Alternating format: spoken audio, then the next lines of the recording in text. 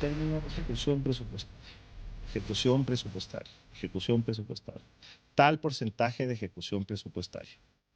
La ejecución presupuestaria son los presupuestos que el Estado asigna a diversas áreas, gobiernos autónomos descentralizados y todo eso, tienen la condición de ejecutarse a partir de algo que estabas diciendo, Jimena, el conocimiento, ¿no? O sea, hacia dónde va dirigida el dinero que el Estado asigna y la forma de ponerlo a funcionar. Saber cómo, ¿no?, hacerlo en el fondo. Que es saber de planificación, pero es saber también de ejecución. Porque a veces te quedas en la planificación, pero no sabes cómo ejecutarlo. Y después otra cosa que también hace falta en temas de ejecución es la evaluación.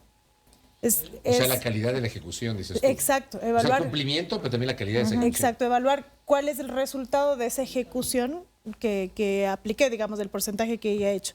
¿Cuál fue el resultado en función, digamos, de temas positivos o negativos? Y yo creo que hace falta también eso. No solamente, o sea, planificación creo que hace falta, ejecución evidentemente, y ya luego si hablamos de evaluación. En temas de género hay una ley en específico que pasó por todos esos procesos, y hablo de leyes porque las leyes sin recursos no sirven.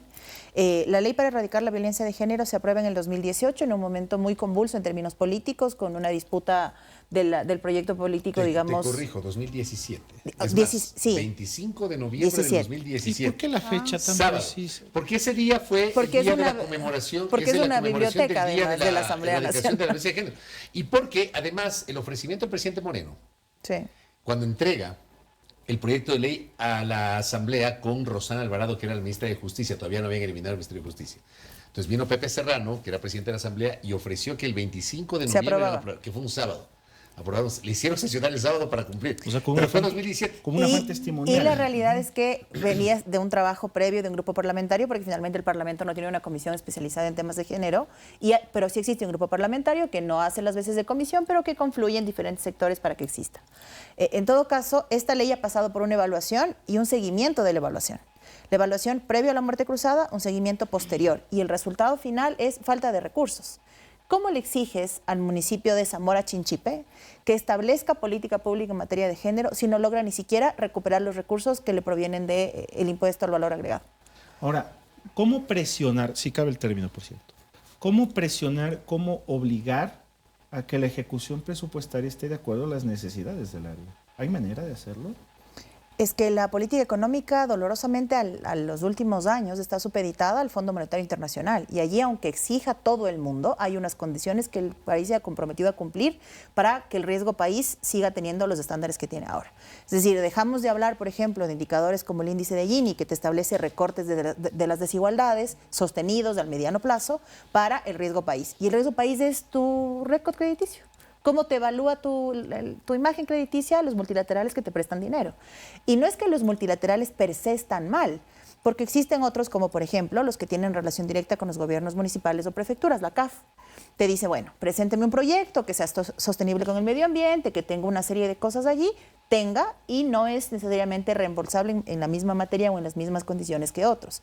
Pero en el caso de, al menos, la última carta de intención firmada para el desembolso de los 4.000 millones, en principio, el primer desembolso de 997 y un poquito regresó al mismo multilateral, porque le habían prestado previamente un crédito puente para cubrir valores pendientes.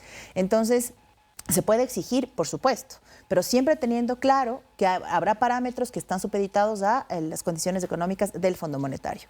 Ahora, hay prerrogativas constitucionales, hay una obligación constitucional, no me dejará mentir, respecto al incremento de salud y educación. Pero los mismos funcionarios te reconocen que no ha habido tal incremento. Y eso estaría o debería estar paralelo a firmes del acuerdo que firmes con el multilateral que sea. O sea, no es una cuestión de dinero como tal. Es una cuestión del criterio. ¿Sí? Sí, es cuestión de dinero, pero, a ver, tienes que tener el dinero, pero además tienes que tener criterio para distribuir ese dinero. Pero, a ver, a partir y tienes que tener, aparte del criterio, tienes que cumplir con la norma, pues. Pero a partir de lo que estoy escuchando, me parece que el problema no es el dinero como tal, sino el concepto, el criterio. Hay varias razones, ¿no? Una de esas razones también es el miedo que tienen los servidores públicos a ejecutar por Contraloría. O sea, hay un terror. Hay un terror. No sé si les ha pasado, yo he hablado con servidores públicos, tienen un terror a firmar porque lamentablemente la Contraloría te glosa por sin razón, por sin tonterías, razonabilidades. Ajá. por tonterías. Y lo peor es que aquí en el Ecuador, no sé si coinciden con este criterio, la palabra glosa, que no todo el mundo la entiende. No es un San Benito. Ya, la palabra glosa es casi como te glosaron, te robaste la plata. Sí. Te y ya te estigmatizaron, estás glosado. O sea, tienes a gente que no es que se ha robado la plata. Hay algún, tal vez glosado por un tema administrativo. Sí. No porque se robó la plata. Glosado, estigmatizado, corrupto. O la falta de funcionarios también ha dado paso a que, por ejemplo, en los hospitales tengamos enfermeras haciendo contratación pública. Que esa no es la especialidad de una enfermera o de del personal de salud per se. Para eso existe otro tipo de perfiles. ¿Por qué? Y eso ha pasado. Hay un par de casos de enfermeras con una glosa de alrededor de $20,000 por procesos que en sí mismos su obligación no es hacer, ¿no? ¿Por qué la contratación pública se volvió una ciencia tan confusa? A mí me parece que la contratación pública o esta reestructuración que tuvimos en su momento de la contratación pública no puede pensarse igual después de la pandemia. Es decir, el principio, cuando veníamos de una contratación pública, no solo que no era clara, sino que además no se traducía en obra pública, ¿no es cierto? No sabíamos a dónde se destinaban los recursos. Después empezamos a ver recursos a través de la obra pública, no solo del gobierno central, sino también de prefecturas, alcaldías y demás. Pero llega la pandemia y a mí me parece que tiene que entenderse eso como un antes y un después, porque se paralizó absolutamente todo para priorizar la salud. Y ese absolutamente todo se malentendió incluso al punto que vemos sobreprecios en bolsas de cadáveres, sobreprecios en pruebas de COVID y procesos que están hasta el día de hoy esperando una salida, a pesar de por absurdos que resulten, donde están vinculados científicos, médicos especialistas y demás. Es decir, todo un total descalabro de ese procedimiento. La compra pública debe ser clara, pero además debería ser, a mi criterio, mucho más específica y sencilla. En procesos como casas de acogida de víctimas de violencia o de trata. No pueden hacer una compra de un alimento puntual, si no pasan todo un proceso de contratación pública para que llegues al momento del final y no hay ese producto. Entiendo, eso también pasa con los medicamentos, ¿no? Por eso una de las cuestiones, sin que sea la única, pero una de las cuestiones de la crisis de salud es también el tema de la contratación pública con la adquisición de medicamentos. O sea, es tan difícil comprar medicamentos, tan complicado que cuando lo logran incluso ya están caducados o digamos, es complejísimo. Y también ha habido quien le encuentra la trampa, ¿no? Sí, siempre hay. O sea, también ha habido quien sabe cómo saltarse el procedimiento. ¿Cómo lo hacen? ¿Cómo se saltan? Yo recuerdo haberlo escuchado hace cuestión de un mes al señor Salcedo en la Comisión de Fiscalización, donde decía, bueno, nosotros sabemos que este es un requerimiento, sabemos que la empresa A necesita limones, pero necesitamos limones chiquitos y grandes. Entonces, esa empresa A no los va a ofrecer porque ya tenemos una B que va a ofrecer chiquitos y grandes más baratos.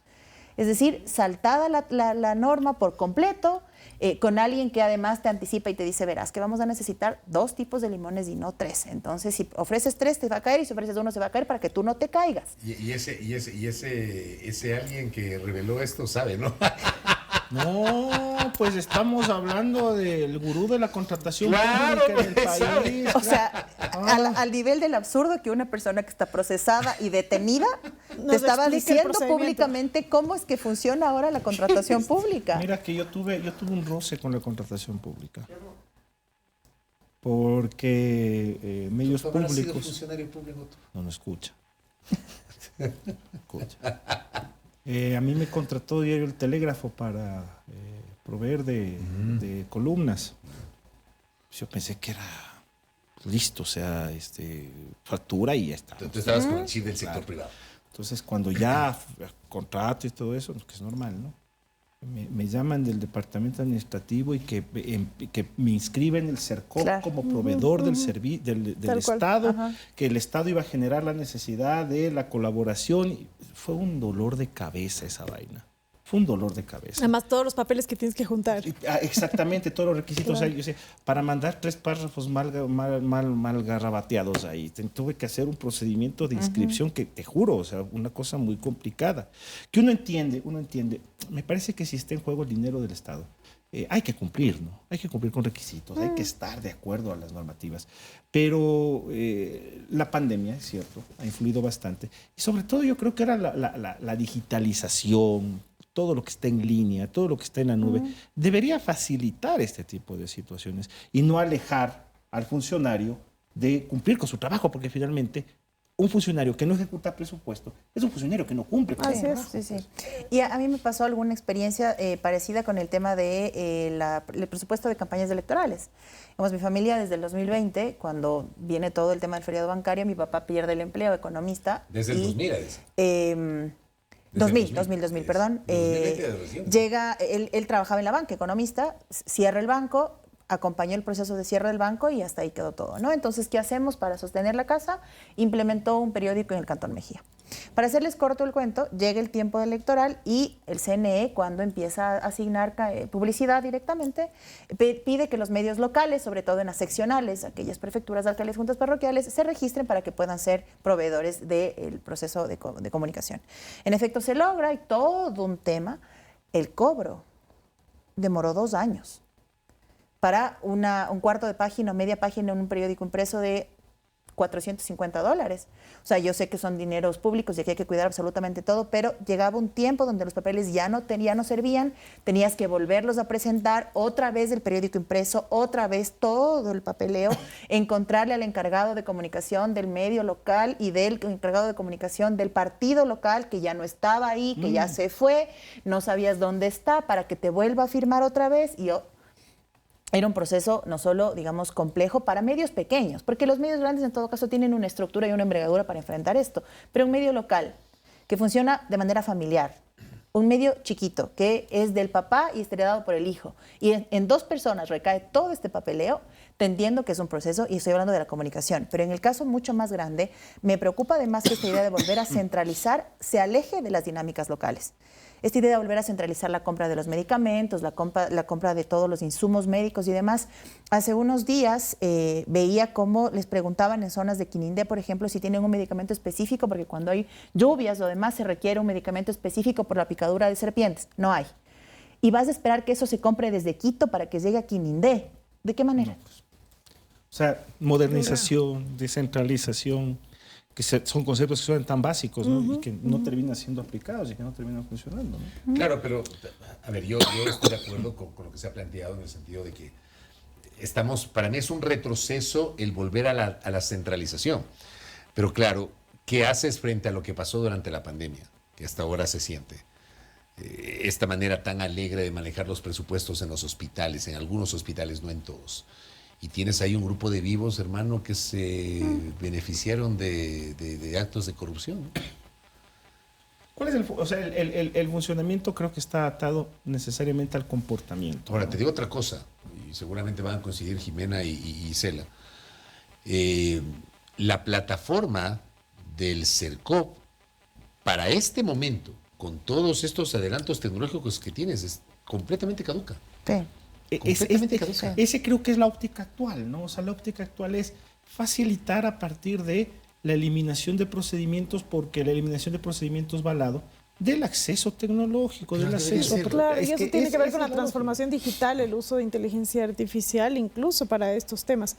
O sea, y eso es algo que legalmente está avalado, porque tenemos una ley específica de transformación digital. Pero mira, llegamos al punto en el que el CERCOP, no sé si vieron la nota, yo vi la nota de mi amigo Ardán Higuera en Ecuavisa, ya tienen hasta unos canceles, ¿no? Unos canceles. Para dejar los celulares afuera. Ya con, no sé, digamos, hay unos armatostes con no sé cuántos canceles para que los funcionarios ni bien ingresan, dejen su celular, dejen su computadora personal y trabajen en estación de trabajo, puedan laborar en su estación de trabajo sin sus efectos personales. Y con máquina de escribir, seguramente. A ese seguramente. punto hemos llegado. Entonces es mismo mejor que les den una máquina de escribir. Claro. ¿Qué tal? Porque entonces tampoco deberían necesitar computadoras, estas computadoras deberían estar con todo bloqueado. Pero es y que lo hacen la porque, solución es esa. lo hacen por la presunción de actos de corrupción y de fuga de información. Y de que esta gente supuestamente le pase información a los proveedores para que presenten ofertas que puedan ganar, ofertas más bajas para ganar. O sea, me parece terrible. Que garantía que no lo van a hacer tampoco es, porque sales y pasas la información. Año 2025, háblense. No, o sea, eso no subsana nada. No subsana absolutamente nada. Al contrario, genera esto que hemos hablado, ¿no? El estigma, ¿no? O sea, el que trabaja en el CERCOP filtra información y está favoreciendo a terceros en detrimento del Estado. Meten a todos en el mismo saco, Exacto. que eso siempre es grave. No tiene sentido. Y del otro lado, expones a aquellos que, sin ser estos proveedores que pueden tener alguna mancha, finalmente acabaron asociándose para existir. Recuerdo que en el proceso después del receso legislativo, entre la campaña electoral y demás, la Asamblea trató una ley enviada en carácter de económico urgente para las mujeres emprendedoras. Y un día recibimos a proveedoras del Estado de la Economía Popular y Solidaria, las mujeres organizadas que elaboraban los uniformes para el año lectivo y que proveían de los alimentos para los desayunos escolares. 6 meses sin pago. Y tienen un sistema diferenciado en términos de ser de la Economía Popular y Solidaria, con un diferente nivel de tributación y demás, pensando esto como una cuestión desde la asociatividad para poder proveer y entonces dejar de estar sueltas y juntarse. 6 y 7 meses, y no sé si hasta el día de hoy tengan alguna respuesta. Creo que uno de los incumplimientos más visibles del Estado con sus proveedores es el que está relacionado con los servicios de salud. Tema de las dializadoras y todo esto, sobre todo con el seguro social. Y añádele, por ejemplo, el miércoles hubo una protesta en el Hospital Docente de Calderón de los trabajadores y trabajadoras de la limpieza. De limpieza y de guardianía. 8 meses no han recibido el sueldo. 8 meses. ¿Ellos son proveedores externos? Entiendo. ¿O pertenecen a proveedores externos? Tercerizados. Sí, claro, claro, la externalización, como le dicen ahora. Claro. 8 meses sin pago. ¿Por qué? ¿Quién puede sobrevivir con 8 meses sin el sueldo? Porque la empresa a la que ellos se deben no está recibiendo de parte del Estado. Y estamos hablando de un servicio de salud, ¿no? Y claro, el ministro de Salud decía como, no hay crisis hasta que no se paralizan los servicios. Y ya se paralizaron los servicios. O sea, el momento en el que se paraliza la limpieza al menos es una cosa terrible. Ver, yo creo que el momento en el cual no existe una atención de salud regular, es decir, el que necesite del sector público, no tenga de parte de la respuesta de la atención de los hospitales o de los servidores de salud del sector público, y en ese momento está paralizado.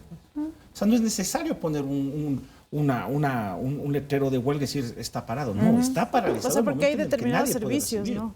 El tema de las dializadoras. Hay enfermos que no están recibiendo el tratamiento. Ahí hay una paralización del servicio. O sea, el momento en el que alguien no puede atenderse, una sola persona no puede atenderse, y existe una paralización. O sea, el servicio está paralizado. O sea, porque en el sector público te puede atender cuando sea. Pues. Obvio, perdón, el sector privado. El sector privado te puede atender lo pagues. Tienes que tener claro, pero te atienden cuando lo necesites. En ningún hospital privado o no va y dicen, necesito que me operen de tal cosa, o sea, espérese 6 meses. O sea, cuando alguien no está siendo atendido, ya hay una paralización. Y este criterio, lamentablemente, veo que desde el gobierno el gobierno está con una venda en la cara, en los ojos, diciendo, no, aquí no hay paralización, no pasa nada. ¿Por qué vamos a declarar en emergencia? Lo que dice el gobierno es que no hay crisis, que no es una crisis. Ellos sostienen, insisten, yo lo entrevisté la semana pasada al ministro de Salud. No hay crisis, dice. Lo que hay son temas puntuales. Que han pasado Entonces, antes. Yo le preguntaba, lo que me dijo un poco Gisela, le preguntaba, ¿y qué se entiende por crisis? La paralización total de los servicios. No. Yo creo que hay una minimización de la magnitud de lo que estamos viviendo. Sí, yo le decía al ministro, vea, recorra los hospitales, sí lo he hecho, pero vaya sin avisar. Haga visita sorpresa, como Rachito, una visita sorpresa. Ahí asómese sin avanzada, sin nada, y hable con la gente, hable con los familiares, hable con los pacientes, hable con los médicos. La realidad ahí es muy, muy, muy complicada. ¿Ya? Hablando del tema de los servicios estos de limpieza, hay un hecho también que pasó de agache. ¿Se acuerdan cuando se conoció el fallecimiento de los 12 neonatos del Hospital Universitario de Guayaquil? Claro. Justo el día que aparecen en la rueda de prensa desmintiendo algunas cuestiones que se decían sobre este tema, ese día, y lo denunciaba la colega Bessie Granja de Covisa, ese día recién subieron al CERCOV el proceso para la contratación del servicio de limpieza del Hospital Universitario de Guayaquil. No hay derecho. Ese fue el caso porque dijeron no son 12, son 8. No son 18, son 12. Era un tema de número. Ajá. Bueno, y también supuestamente de razón. Por supuesto. Puede ser uno ya era grave. Uno que fuera. No. Es que esas son situaciones sobre las que creo que hay que insistir. O sea, aquí en este tipo de casos donde está de por medio la defensa de la vida y el cuidado de la vida y la responsabilidad del sector público sobre la vida. O sea, aquí el tema de números es irrelevante. Sí. O sea, no podemos estar debatiendo si son 16 o son 12. No se puede. O sea, yo acompañé un recorrido en el Eugenio Espejo hace unos días, hace una semanita. Por el tamaño del hospital, fuiste de ojo seco. No, por el tamaño del hospital no pudimos recorrer absolutamente todas las áreas, pero al menos priorizamos algunas. 120 enfermeras para todo el hospital, para un hospital con 433 camas. 120 enfermeras. No nos da la suma ni la resta, no nos alcanza. Faltan enfermeras. Y las que están trabajando están haciendo doble turno para poder cumplir los turnos, valga la redundancia. Primero, llegamos al área de cocina. No hay forma, no hay manera. Heces de animales debajo de los mesones donde estaban picando los vegetales, ventanas sin cerraduras, entonces los animales se meten en la noche. Estaban muchísimas más trampas de ratones para a través de eso contener alguna cuestión de plaga. No ha habido un proceso de limpieza o de fumigación, nada por el estilo. Sábanas percudidas porque ya están deterioradas, las lavan, pero ya no salen las manchas porque ya las máquinas ya cumplieron su vida útil. Claro. No hay proceso de compra de nuevas sábanas ni nada por el estilo. Reutilización de los gorritos de los desechables. Falta personal en la cocina, es decir, una señora no se puede enfermar. Si una señora se enferma, ella tiene que poner su reemplazo y ella tiene que pagar el reemplazo, porque no hay presupuesto para cumplir con esto. Y es muy obvio, además, que hay pacientes que se pueden enfermar, porque llegábamos a uno como un subsuelo, digamos, que bajábamos por gradas, estaban allá arrimadas un montón de camas, y a través de las camas arrumadas salía un paciente. Entre las camas ahí deterioradas, o sea, para que suban en el ascensor.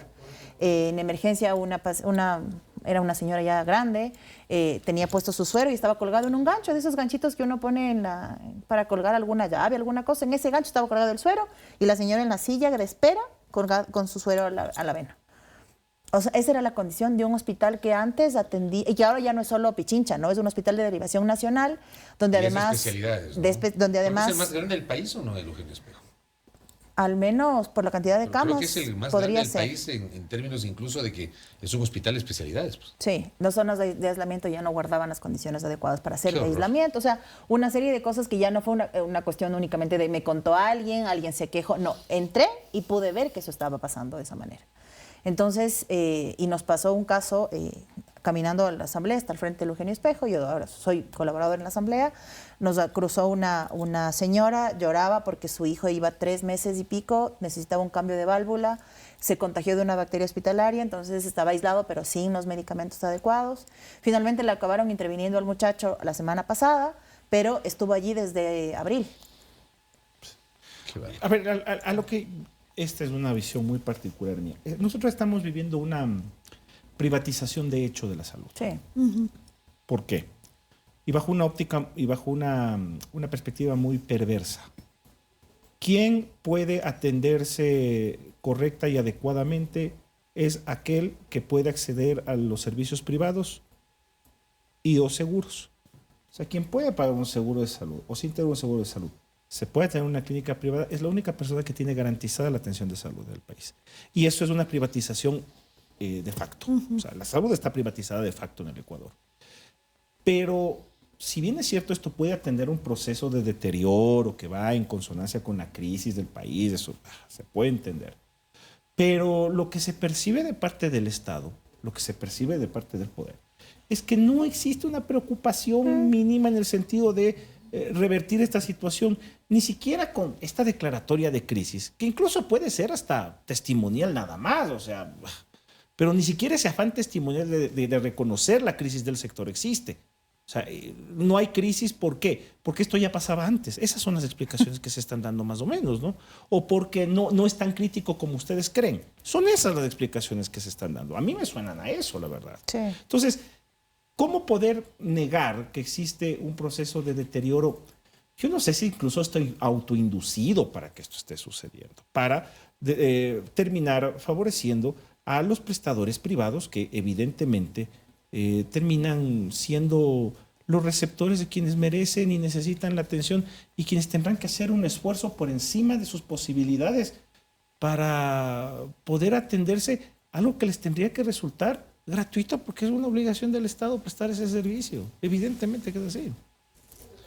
Claro, y tú has mencionado el tema de los prestadores, esta suerte de privatización de hecho. Y creo que es un concepto que lo podemos discutir. O sea, en realidad el deterioro que ha experimentado el sector de la salud pública es tremendo. Pero por otro lado, tenemos también los excesos de algunos de los prestadores de salud, que no te reconocen determinadas patologías, que no te cubren todo, que te dicen, esto no le cubre o cosas así. También tienes ese tipo de dificultades pues, con los prestadores. O sea, el abuso es visible y es notorio. O sea, las empresas que siguen este tipo de servicios, no todas, por si acaso. No todas, pero existe, incluso yo creo que hasta una desactualización por parte de estas empresas, porque el mundo en cuanto a la salubridad y en varios aspectos cambió a partir de la pandemia. Totalmente. ¿Están considerando las empresas que prestan estos servicios de seguro, la salud privada, están considerando todas las consecuencias de la pandemia? No las están considerando. O sea, Tú hablas de las patologías derivadas de la pandemia. Por ejemplo, la salud mental sigue sin estar bajo la cobertura de los seguros privados. Exactamente.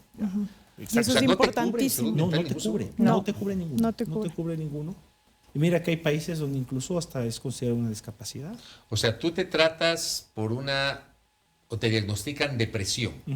¿Eso no te cubre una? No te cubre. No te cubre consultas psiquiátricas, no te cubre consultas psicológicas, no te cubre medicación, que esa medicación tiene la característica de ser costosa y al mediano plazo. Terriblemente costosa, y que es medicación que la receta de una consulta te sale en $400, a la siguiente tienes que pagar 600. Además hay esta idea de que no todo el mundo necesita, digamos, atención en salud mental, cuando me parece que es casi que una necesidad básica de la población. Esa es una consecuencia de la pandemia. Sí, esa es una consecuencia de la pandemia visible. Entonces, el sector público y el sector privado están confluyendo en no considerar estas variantes. Las dolencias producto del contagio del COVID. Las secuelas. No las secuelas, exactamente. Creo que la humanidad, y este sí es un tema de la humanidad todavía no sopesa eso. Porque, a ver, la pandemia fue hace un par de años, que es nada, en la historia 2 años es nada. O sea, empezó hace 5, se empezó a replegar hace 2. Pero, o sea, 2 años en términos históricos es 1 minuto. O sea, no sabemos nosotros todavía las secuelas que el COVID haya dejado en quienes han sufrido estas enfermedades. Problemas olfativos, problemas respiratorios, problemas neurológicos. ¿Ha usted de COVID? No. ¿Nunca? ¿Ustedes les dio, no? Sí. Nunca y perdieron el olfato y el gusto, ¿no? Sí. ¿El gusto también? El gusto. También yo solo el olfato, perdí los dos. el olfato, el gusto no perdí. Yo los dos. Nunca y con 30 pruebas certificadas que no. Nunca me... Yo estuve contagiado una semana antes del paro del 2022. Tengo clarita la fecha.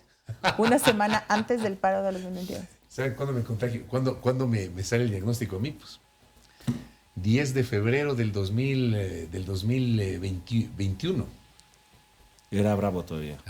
Todavía no estábamos vacunados. Sin vacuna. Claro. Yo también. Pero ya estaba, pues ya parecían los vacunados VIP, pues. Sí, los vacunados VIP. Claro, ¿Fue en febrero ya?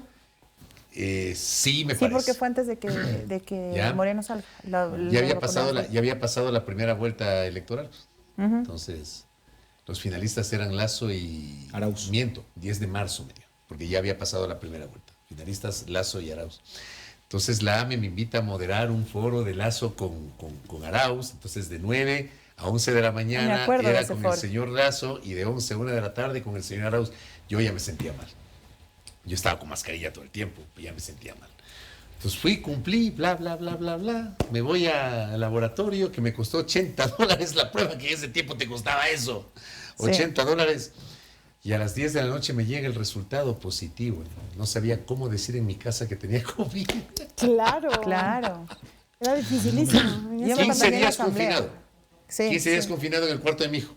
15 días. Era la peste ahí. La peste. No. Y ahí perdí el olfato, pero no perdí el gusto. ¿Sabes que debe ser desesperante eso? Debe ser desesperante. Sí. Bueno, yo me hubiera desesperado más si perdí el gusto. Es como dejar... Yo soy un medio tragaldado. Pero es como dejar de ver o dejar de oír. Sí. Es perder un sentido. ¿Y ustedes fueron antes o después de la vacunación? Antes de la vacunación. Yo en con la una época vacuna. de la crisis de oxígeno fue que me dio a mí. ¿Tú? Cuando no había oxígeno en los hospitales. ¿Y? Uy. Claro, y sí tuve una crisis en que me quedé sin poder respirar, pero me di cuenta que era de ansiedad. Porque de pronto se me cerró la respiración de la nariz y de la garganta y yo solo pensaba, no hay oxígeno en los hospitales. Claro, Estaba sugestionado. Claro, era un Total. tema de ansiedad. De ahí No, me no. tranquilicé y un poco empezó a relajar. No me puedo poner en sus zapatos porque la verdad no me dio. Y tuve como 30 pruebas negativas porque yo me Eres el Will Smith del sí, Ecuador. no me dio. A mi mamá tampoco le dio. A mi mamá tampoco le dio. Yo soy leyenda. Bueno, mira, médicamente está registrado de que hay un 25% de la población A la que no le dio. que tiene La inmunidad. tiene inmunidad, que no le ¿Verdad? da. Yo creo haber estado en ese grupo, porque hay asintomáticos, yo nunca, ya te digo, lo que más me hice fueron pruebas. Me hice como 30 pruebas y siempre me salía que no. Yo ya esperaba en alguna que sí. Yo incluso ya en algún punto hasta ya quería enfermarme para ver qué tal se sentía. Qué loco. Sí, No, yo tuve el contagio ya con una vacuna. A mí me tocó la china en ese tiempo, Esa es Sinovac. la Sinovac, Sinovac. sí. Y estaba principalizada en la asamblea. Y en la asamblea en ese momento estaban divididos las curules por unas como Unos esos vidrios. plásticos ahí. Pero te sacabas la mascarilla para intervenir. Y en efecto intervengo en un tema, ya no me acuerdo ni el tema de ese momento. Me acuerdo cómo estaba vestida, no me acuerdo del tema. Y regreso a hablar como alguna cosa antes de ponerme la mascarilla, como la reacción posterior a la entrevista, a la intervención. Esto fue un jueves. El sábado veo que la gente con la que hablé ese día pone como que positivo, pero yo no me sentía mal el sábado, me sentí mal el domingo. Me hago la prueba el lunes, positiva, pero ya para esto apenas vi la alerta, me aislé de mis papás, porque básicamente mi mamá es hipertensa, entonces, además que te decían que los hipertensos y nuestros papás iban a morir primeritos. O sea, eso es lo que te decían todos los días. Entonces, yo aislada de todo eso, a la semana siguiente paro. Entonces, cuando me tocaba hacer la prueba de nueva cuenta para saber si estaba ya, digamos, libre de esto, paro otra vez. Y me tocaba salir a cubrir, porque además yo era alterna, pero hacía roles de periodista en ese momento también. Lo que me costó caminar en el paro con mascarilla y habiendo salido de COVID, me faltaba el aire, o sea, era una cosa muy, muy fea. Perdí el gusto y el olfato un día. Y lo sentí porque cargaba el alcohol siempre, me puse y ya no olió, pues. Claro. Yo conozco casos de personas que desarrollaron enfermedades de depresión inmunológica a partir de esto. O sea, gente que no se pudo recuperar y que desde ahí en adelante viene sufriendo. Gente que se contagió 2 o 3 veces. Yo me acuerdo que al inicio, incluso el estar contagiado era un tema de vergüenza. No podías Sí. decir que estabas contagiado. Pero Te al daba inicio. pena al inicio, ¿no? O sea, Era yo me como- acuerdo que nosotros estrenamos la plataforma digital Primera Plana, pues en abril, unos 15 días después de que nos confinaron. Y nos colaboraba la Caro Mela, periodista de Guayaquil, panamanavita, residente en Guayaquil, con ella y con el Flaco Sánchez hacíamos el programa. Y ahí en vivo nos dice la Caro, tengo COVID. Nosotros casi nos desmoronamos, hermano. Nos desmoronamos. Claro. Te iban a Acuérdense, contagiar pues, por que las Claro. primeras semanas era como una sentencia de muerte. Era como una Claro. sentencia de muerte. No, y de hecho lo fue. De Yo me hecho lo desmoroné fue. cuando la Caro dijo eso. De hecho lo Por fue. Dios. De hecho lo fue. O sea, hubo gente que se contagió en esa época y no salió. Gente, y no solamente gente mayor, sino también gente de Pero edad por la falta de promedio. información sobre todo. Pero, o sea, a partir de todo esto, ¿cómo viste que sobrevivió el sector público de la salud esta situación tan dura y tan difícil? Ahí se complicó. Desde ¿Cómo ahí se salió complicó adelante? más. O mejor dicho, No, lo la lograron. situación actual es heredada Totalmente. de las complicaciones de esa Sí, época. totalmente. Porque no se puede pensar, digamos, sin el marco normativo. La asamblea pasó por mí, no se fue nunca, pero el tema fue que, ok, ustedes doctores están exponiendo su vida, vamos a garantizarles que no les vamos a despedir nunca. 3 doritos después viene la ley humanitaria y a los primeros que sacaron fue a los doctores. Sí. Nunca les garantizaron estabilidad laboral, nunca les garantizaron algún acompañamiento, digamos, junto con, estaban viendo morirse la gente. O sea, llegaban a la gente, si es que había un lugar, lo lograban entubar, si es que se salvaba en buena hora, si no por videollamada, la gente veía que su mamá, su papá, su hermano, su primo no salía y los médicos de al lado, en su casa les esperaba a su familia, ¿Cuántos de esos médicos contagiaron a sus abuelos, a sus padres y quizás no los lograron salvar? O sea, una serie de cosas que además vienen de la mano con este desgaste desde lo laboral. Porque se enfermaba un emergenciólogo, ¿quién lo reemplazaba? Y si el que lo reemplazaba también estaba enfermo, ¿cómo hacías? Y claro, ¿no? Estábamos todos bravos, nuestros superhéroes de mandil, y les ibas a hacer una serenata, y les dabas una misita, todo bien desde el ánimo que le podías dar desde tu espacio. Pero la realidad es que debías darle una garantía laboral.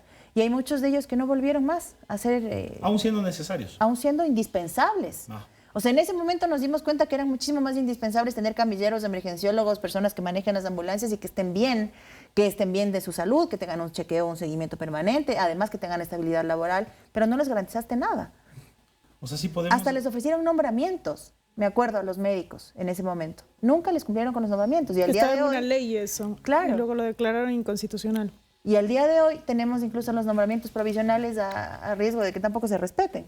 Entonces es una cosa mucho más compleja, viene desde ahí, o sea, sin duda. Podemos decir que la situación actual de salud, que a contrario de lo que puede decir el ministro y el gobierno, es una situación crítica y de emergencia, es una derivación de los efectos de la pandemia que nunca fueron controlados. Las secuelas.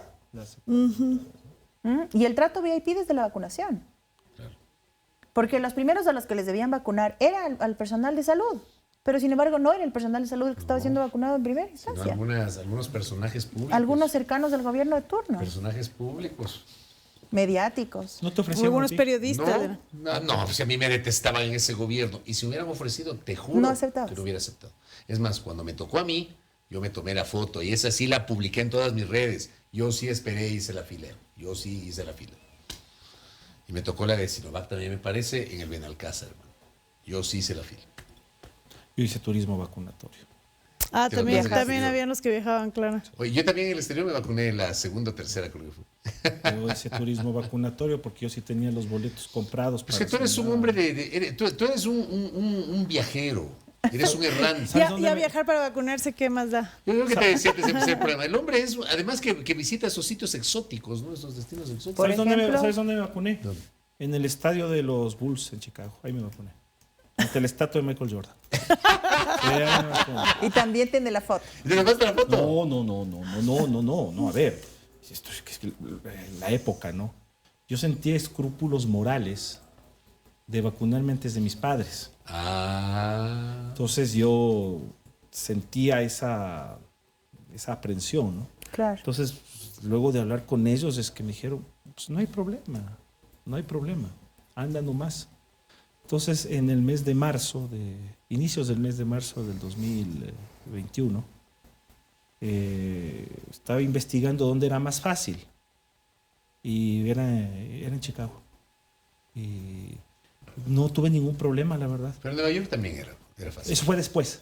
Es que ya en Nueva York hubo un momento donde te invitaban y decían a la gente que vaya. Aquí fue... A ver, todo pasaba por el filtro de la persona que te recibía el documento de identidad. Entonces le entregabas el documento. A mí me habían dicho, verás, si pasas el primer filtro y te ponen en el documento de identidad un sello, estás adentro. Entonces yo voy con mi pasaporte ecuatoriano normal, tipo abrió, vio mi foto, la identificación y empezó a ver las páginas, si tenía alguna residencia, algo, ¿no? Y dije, no tenía. Entonces el tipo me quedó viendo así. Y dije, ya me va a votar, me dice, usted no es residente, usted no es ciudadano, ¿para qué viene acá? Me queda viendo así. Y más o menos como diciendo, ya está. Cerró y le puso el sticker con el código de barras atrás en la contratapa del pasaporte. Le puso, se imprimió, le puso el sticker y adentro. En 5 minutos. ¿Para qué era eso? Resuelto. ¿Cómo? ¿Por qué te puso eso? Para leer y para que te asignen la vacuna, pues. Y podías elegir eso, sí, podías elegir la vacuna. Yo elegí la de doble dosis, pues. La Johnson Johnson era doble dosis. Claro, entonces para no esperar una segunda. Esa le pusieron a mi mujer en Nueva York. ¿Ya? Igualmente en Manhattan, ella iba caminando y decía, vacúnese. Se mete la Johnson y Johnson. Claro, es que ahí podías pedir. Pero o sea, yo sentía que tenía todos los boletos comprados para que si me daba, podía tener problemas. Entonces... digo, como presencias médicas propias, digamos. O sea, sí, yo sentía eso. pero a la final nunca, pero ya estuvo, ¿no? Al final nunca, ¿no? O sea, felizmente no sé lo que es yo me desesperaría mucho sintiendo que dejo de oler o que dejo de... Sí, es o que todo angustiante. ¿sabes qué me dijeron a mí? Que cuando pierdes el sentido de gusto, Sabe hierro. todo te sabe o tiene un sabor ferroso Sí. o sabe espumaflex. Que ese es el Yo, por sentir. suerte, no perdí el gusto. Sabe como a hierro las Pues, como cosas te cuando no decía, pierde el gusto. no al nivel de Palau, pero también he sido yunta de Aldabas, hermano. Yo me acuerdo de mis compañeros de programa que tenían COVID y que estaban recuperándose y habían perdido el olfato. Siempre al final de cada programa hacían la prueba de la cebolla. Entonces cogían una cebolla, no olían y decían, no sigo sin oler así. No, era muy Volvemos a hacer feo. la prueba pasado mañana. Mira, 2020, estamos hablando del 2025. Y esta situación ha dejado un golpe enorme en el sector que precisamente la atendió. Las repercusiones ya en lo económico, todavía las sentimos, Sí. todavía las vivimos. O sea, estamos viendo... En lo laboral también. En lo laboral, efectivamente. En cuanto a Y si a derechos eso le laborales sumas y el todo conflicto eso. armado y la inseguridad y el cierre de negocios y los apagones y todo lo demás, es una tras otra, tras otra, tras otra.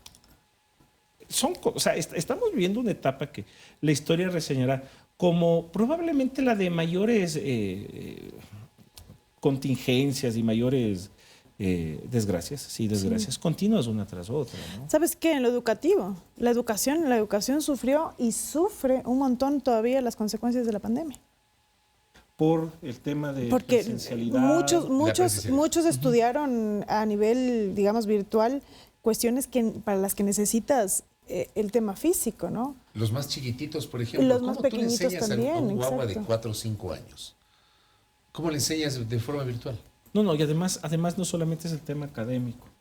Yo creo que Es la relación. Y el Exactamente. acceso. O sea, además, ¿no? la formación del carácter, la formación de la relación con Es el en la resto. interacción de los Exacto. guaguas. O sea, mira, vamos a tener adolescentes en poco tiempo más que cuando estaban en segundo o tercer grado no se veían. No tenían el nivel de convivencia que exige también el sistema educativo, porque el sistema educativo también es la convivencia social, Y el Relaciones, acceso. ajá. la relación, exactamente. No, y el acceso me refiero a que no todo el mundo podía pagarse el internet, pues. Entonces También, te tocaba, de 2 o 3 guaguas, te tocaba escoger cuál se conectaba y cuál no, pues porque no te alcanzaba para o sea, nosotros pues, llegamos a la casa, tenemos internet. Y ahora seguramente habrá un acceso mayor, pero en ese momento no, pues. Estabas confinado, no te alcanzaba para el día. Y además tenías que pagar el internet para que el guagua se conecte a clases. O sea, además de eso... Y las computadoras también. No alcanzaban las computadoras. O sea, además de eso, de la dinámica misma de relacionarte con gente de tu misma edad y demás, el acceso a quienes lo podían o no lo podían cubrir. Entonces, esto ha sido un continuo... Ir superando.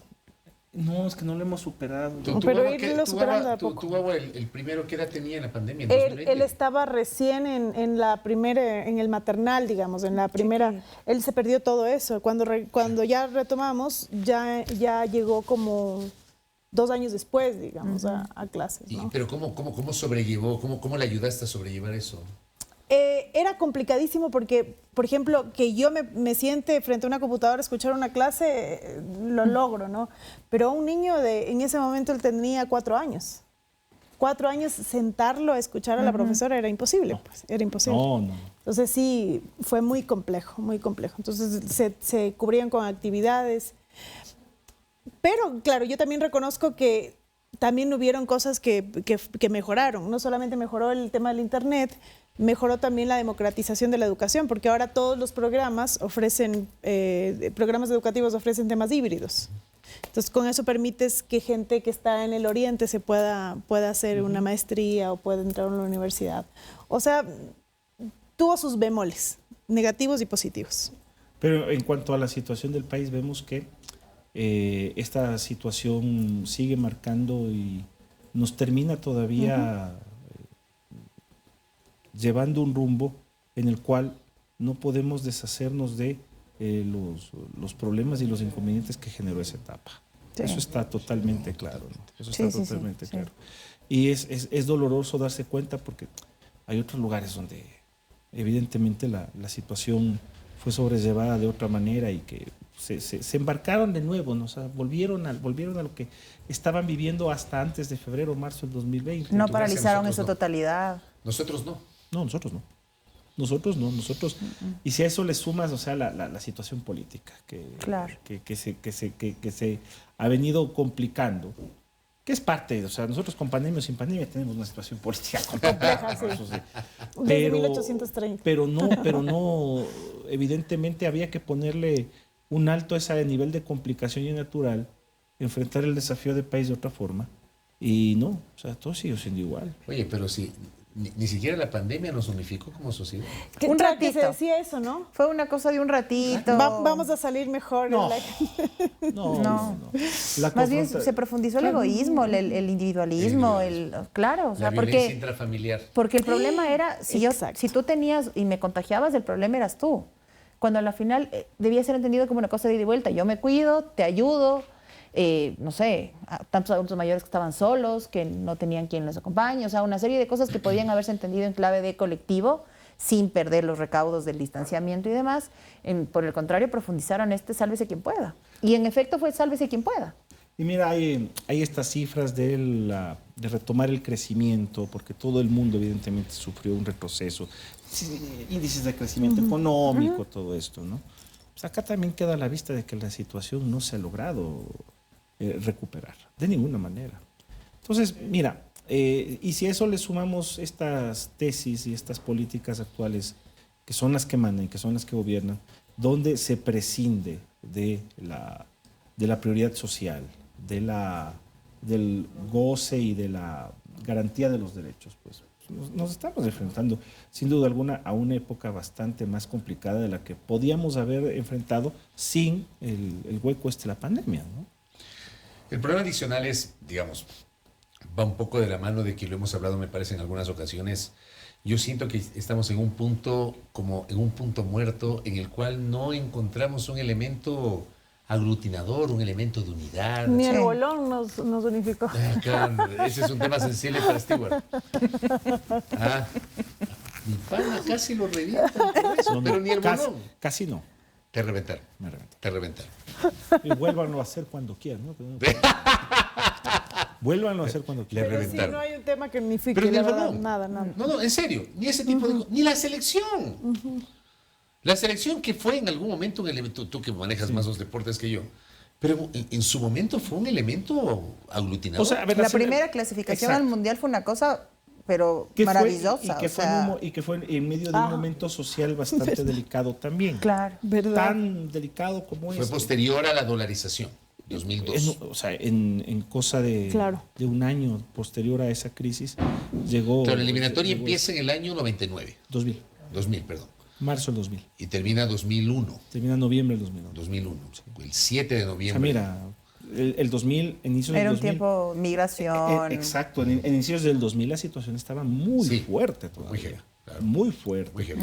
Pero sí fue, pero también creo que existían otras dinámicas también. Era un país más pequeño, más pequeño digo en cuanto a población. No, ni siquiera sabes qué población, digo más pequeño, o sea, con una sociedad más compacta, creo yo. Eso, o sea, más No pequeño. teníamos redes sociales. Sí, no, o sea, era una sociedad más compacta, era una sociedad menos disuelta. Ahora tenemos una sociedad totalmente disuelta. En esa época no, era un país... Aparte de que la globalización no hacía sus efectos todavía, ¿no? Recién se empezaba a hablar de la globalización. Era una sociedad mucho más endógena, totalmente más endógena que la que tenemos hoy. Hoy necesariamente hay que vivir con la referencia de afuera, ¿no? Con la referencia de afuera, con lo que está Con la sucediendo venia de afuera. Exacto, o sea, con la interacción continua que existe con sucesos, los del crimen organizado, por ejemplo, que tienen una relación total con lo que pasa en países vecinos, lo que pasa en propia Latinoamérica con los Estados Unidos. O sea, ese era un país que tenía unos problemas más endógenos, más propios suyos como tales, no eran problemas transnacionales, porque, o sea, la caída del sistema bancario del Ecuador, fue un problema nacional. Ese fue un problema nacional que no tuvo nada que ver con lo que pasaba afuera. No respondía ni siquiera a la crisis económica que sí se había vivido en el sudeste asiático y que afectó a México, el tequilazo, el error de diciembre, ¿no? Que estas sí fueron unas crisis económicas globales las que se dieron a mediados de los años 90. Esta crisis fue muy nuestra, fue muy propia, ¿no? Pero ahí, por ejemplo, yo sí noto, en su momento era como, por fin teníamos algo para sentirnos orgullosos de ser ecuatorianos. Y estaba depositado sobre las espaldas de 11 futbolistas que después tuvieron una serie de, digamos, de decisiones en sus vidas personales que fueron cuestionadas también, dejando de lado aquello que nos significó una alegría colectiva. Pero ahí yo comparo un poco el tema porque si tú preguntas al día de hoy, por ejemplo, qué piensas o qué referencia tienes del feriado bancario, habrá mucha gente que apenas se entera que vivimos un feriado bancario. Pero si nos ponemos del otro lado de un país futbolizado y que además está atravesado por la política, que es Argentina, viene de la mano incluso el fútbol a través de la mano de Dios, el corralito y esta serie de cosas que si le preguntas a un joven sabe. Entonces también es una cuestión de este sentido patriótico muy nuestro que tienen otros lugares indistintamente de quién haya gobernado. Es decir, te sientes orgulloso de ser, en el caso de septiembre, México. Te sientes orgulloso de ser mexicano, esté quien esté, y haces el grito de Dolores de ese día y te vistes de los colores y te sientes orgulloso del tema, sea quien sea que esté gobernando y pases por lo que sea que estés pasando como país. Acá no pasa eso. No es precisamente que uno se embandera del amarillo, azul y rojo, totalmente orgulloso de eso y se pone y los colores y tal. Totalmente. Y se ha instrumentalizado incluso los colores para que en tal momento tal o cual, ¿quién iza más erguido la bandera? No, si la bandera te cobija igual a ti que a mí. No es quién está más erguido. Y ese sentido mismo, en ese momento en particular, me parece que fue un termómetro lindo. Yo me acuerdo, yo era niña en ese momento, estaba en un colegio católico. Las monjitas sobre su hábito, en la camiseta que encontraron y a todas nos daban por igual y todos muy sus sentidos y vimos el partido en el colegio. O sea, era una cosa... ¿Vos estudiaste en colegio de monjas? No sí, señor. 13 años de colegio de monjas. Acabas de romper mis arquetipos. Me gradué en Ciencias Generales y en el ateísmo a la vez. Pero en todo caso, ese fue un momento muy, muy bonito en ese colectivo en el que me encontraba, pero además fuera. Porque el fútbol también era muy de Quito, muy de Guayaquil. Yo soy de Machachi. Y le veías a la gente de Machachi viendo el fútbol. Y bien contenta y reunida y toda la cosa. Y de ahí... Yo me he venido planteando en estos últimos días y no quisiera ser tajante porque posiblemente esté diciendo alguna burrada. Pero yo sí siento, no sé si quepa hablar de disolución social. No sé si quepa hablar de eso. ¿A qué te refieres? A los procesos que estamos viendo ahora. Qué buena, o sea, que se pierde el sentido de sociedad como tal. Sí, o sea, esto que lo digo un sociólogo, un antropólogo, ¿no? O sea, no me siento yo capaz de ser tan tajante. Pero tal vez lo que vemos desde nuestras sensaciones y nuestro sentido común. Yo no sé, no sería tan concluyente en hablar de disolución social. Sí, yo tengo la duda, la verdad. Por eso pero sí puedo decir que esta sociedad está partida. O sea que sí puede estar derivado en algo con el tema de la pandemia, ¿no? Y de este sentido más bien de individualismo que se fortaleció, ¿no? Y que baja el tema de lo social, de lo colectivo. A mí me parece que hay una pérdida, por lo menos, o una reducción del sentido de pertenencia a un lugar, más que de sociedad para mí, sino de ese cariño que le tienes al país, digamos, como tal, y que te parece que cualquier acto que hagas puede dañar ese lugar que es tuyo, esa tierra, digamos. Me parece que eso, por lo menos para mí, se ha reducido también, ¿no? Es como, ya no te interesa, ya no interesa mucho el tema de país. Y esto yo siento como que muchas veces es considerar como perdidos ya determinados espacios, irrecuperables. O sea, estamos actuando así porque sentimos que nuestro espacio no está recuperado. Y no, mejor dicho, está perdido y no lo podemos recuperar. Ese es el tema. O sea, el espacio en el que nosotros estamos desenvolviéndonos, estamos actuando, en el que nosotros como parte de esta sociedad vivimos, lo perdimos y no lo podemos recuperar. Yo siento que de una u otra forma en ciertas cosas está sucediendo así. Mira, acá en Quito se lo detecta fácilmente, ¿no? Acá en Quito, sobre todo acá en Quito. Como hay determinados sectores que son ahora fantasmales. Ejido, 10 de agosto. La Mariscal. La Mariscal es fantasmal. Lo de la 10 de agosto. Mi generación, la Mariscal es parte de la vida. En mi generación de la universidad, digamos, 2009 en adelante. Y ahora... No, en la mía también, cuando era parte del Mundanal Ruido, pues. Claro. Y todos los periodistas de mi época nos íbamos y... Era la zona rosa. La zona Pero rosa. hay una investigación académica. Al 68 al César Ibó. Hay una investigación académica que determina que la avenida 10 de agosto es una zona muerta. Sí. Sí, es una zona muerta. Tienes casi un montón de edificios vacíos. Sí, no, o sea, mira, el abandono de esos espacios, aún siendo propiedad privada, ¿no? O sea, el abandono del espacio público es visible y es notorio. Pero ahora incluso el de la propiedad privada. Y por eso cuesta tanto la recuperación, además. Porque la recuperación es como una doble vía, ¿no? El municipio ingresa, decente el espacio, le arregla, le pone bonito, lo que fuera, pero no sales. Y no sales no porque el parque esté feo, sino porque te pueden robar. O sea, no porque esté mal mantenido, sino porque corres el riesgo de que algo te pase. Oye, te digo una cosa, no es exclusivo de Quito, ¿eh? Yo esta semana estuve en Guayaquil. Sí, en Guayaquil pasa A lo los mismo. tiempos... Debe haber también. A los tiempos ingresé al centro. A los tiempos. A mí, digamos, por lazos familiares, profesionales, yo voy con mucha frecuencia a Guayaquil, pero hace tiempo no había entrado al centro. Que te digo, Clemente Ballén, 6 de marzo, García Avilés, el centro de Guayaquil. El Tú corazón. no podías ni caminar porque tenías un montón de locales comerciales, la gente vendiendo ahí en la calle, la gente caminando, los carros. Hermano, botado. ¿Qué Me quedé día era? loco. Domingo. El martes. Martes. El Y eso martes era de esta dinámico, semana. siempre. Te estoy hablando 11:30 de la mañana. ¿Sabes, No puede ¿sabes que ser. yo Martes. No solamente eso, espérate. No solamente eso. Lo que hablábamos de los edificios, lo que tú acabas de decir de la 10 de agosto. En el centro de Guayaquil tienes exactamente lo mismo. Unos edificios, hermano. Abandonados y no pasa nada. Me quedé loco. En Guayaquil el tema de la inseguridad, de la intervención del crimen organizado pesa más que acá. Ah, Eso por no hay supuesto. que Sí, negarlo. sí. Acá en Quito es también ha tenido mucho que ver con el desarrollo de la ciudad hacia los valles, ¿no? O sea, un desarrollo no tan planificado hacia los valles. O sea, el propietario privado, el dueño de casa, el dueño de negocio, se derivó al valle como una reacción natural. Verás que en Guayaquil también, digamos, la parte sobre todo urbanística, urbana. Es que ¿sabes cuál es el tema en Guayaquil? Se fue a San Borno. Pero sabes Claro, que en Guayaquil, Daule, tienes, entonces- la barrera natural del río. Claro. Que además te genera otro cantón. Eso ya te genera Tú incluso pasas otra el río y ya territorialidad. estás, tú pasas el río Exacto, es y otro. pasas el puente y ya estás en San Borno. Acá en Quito no. Pasas en otro puente, estás en Daule. Pasas el siguiente puente y estás en Durán. Y por mala suerte conduzcas mal sin conocer, porque en una cosita de este tamaño te fuiste a parar a Durán. No, o sea, en Guayaquil hay la barrera natural del río. Acá en Quito no hay una barrera Sí. natural. De hecho, yo te diría que incluso hasta el tema climático favorece a que todo se vaya Hacia derivando los hacia los valles. ¿Por qué? Porque en el valle tienes un clima más benéfico. Sí, pues, sí, hay sí, menos es más frío, abrigadito. es un piso climático menor, es más grato para la sobrevivencia, sea del negocio o Sí, sea la sí. sobrevivencia de la residencia. Acá en Quito no. Entonces, cuando el propietario privado, hay que ponerse en el pie de la persona que tiene su local propio en la avenida 10 de agosto. Te tienes que ir.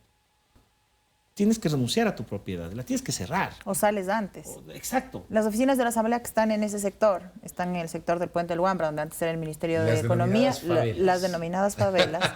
Tú sabes que tienes que salir de ¿No las sabías que favelas así se 4:30. No, a ver, ¿cómo está eso? Se llaman las favelas. O sea, yo sé Era el del edificio, del edificio que cita Gisela es el edificio Dinadep. Dinadep. Ah, la Dinadep. Yo trabajé ¿Cómo se en le la conoce Dinadep. popularmente al Dinadep? Como las favelas. Ah, yo no sabía. Y a mí particularmente me encanta ese edificio.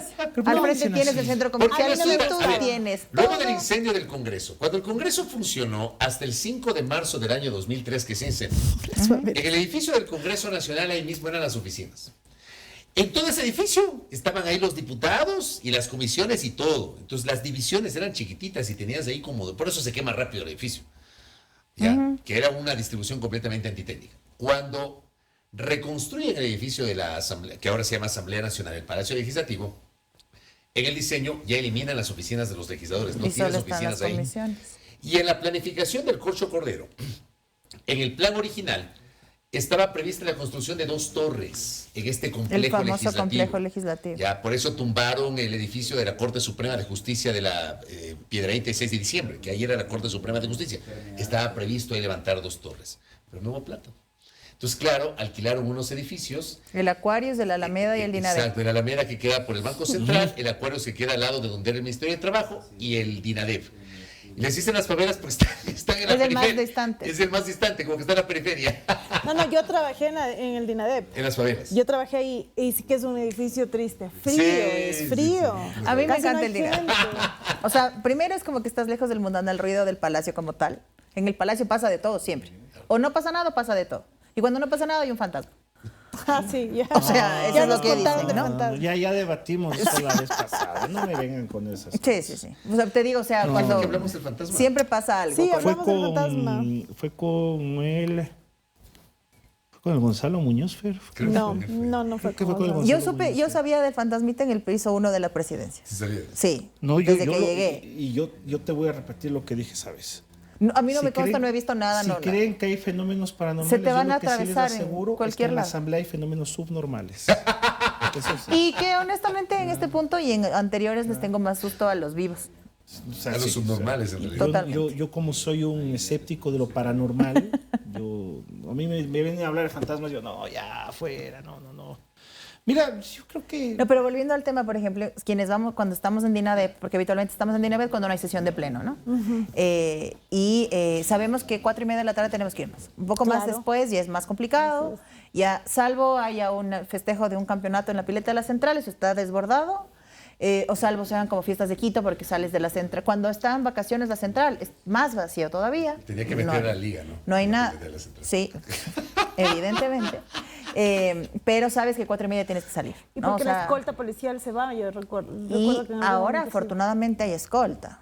Antes de la muerte cruzada, el señor del aseo hacía de recepcionista. ¿En Porque la disputa fue tal que la decisión del Ministerio del Interior en ese momento fue Quitar la redujo escolta legislativa. la cantidad de escolta. Ese momento yo me acuerdo. Redujo la quitaron cantidad de escolta. la escolta. Y teníamos que irnos rapidísimo. Sí, porque o sea, sin tenías que escolta llegar, el lugar cumplir un era poco de complicado. cosas, revisar, despachar y bye, porque no había nadie. Oye, que esta sensación de abandono que hemos abordado desde la salud, desde lo social, desde lo político, hasta desde la convivencia, pues, yo creo que vale la pena retratarla, sí, pero de ninguna manera poder renunciar a la posibilidad de recuperar Sí, totalmente. el espacio en todo sentido. O sea, el espacio físico, sí, el espacio físico. Yo también creo que el espacio de confluencia, de sociedad, de convivencia. Creo que ese es básicamente un tema de convivencia, que lo hemos venido perdiendo y porque, creo yo, sí existe un direccionamiento a hacerlo, a derretirlo, ¿no? A no hacerlo, que no sea un cuerpo, sino que se vaya, sí, derritiendo, creo que ese es el término. O sea, que este apropiamiento que debemos tener de lo social, de lo nuestro, de nuestra presencia, no puede irse diluyendo de ninguna manera. Hay que caer en cuenta de eso. Por más, repito, que exista la propensión, nos esté induciendo a que eso pase. Me parece que esa es la lección de esta ocasión. Ojalá ya la próxima vez haya temas más gratos, ¿no? ¿O no? No hemos topado temas así como muy gratis. No es El un bol- tema ingrato. Es un tema ingrato. ¿no? En la cerveza nos pondremos de acuerdo, la Pilsen. No me gusta hacer eso. Ay, no. No, pues. No me gusta. No hay Me gusta la acuerdos. cerveza. Pero sí es rica la cerveza. ¿Qué te digo? Acabas de romper mi paradigma del que le gusta el fútbol. No, o sea, no. Está cara la cerveza en el estadio, además. Gisela lo tiene todo muy claro con el fútbol. $3. El vaso.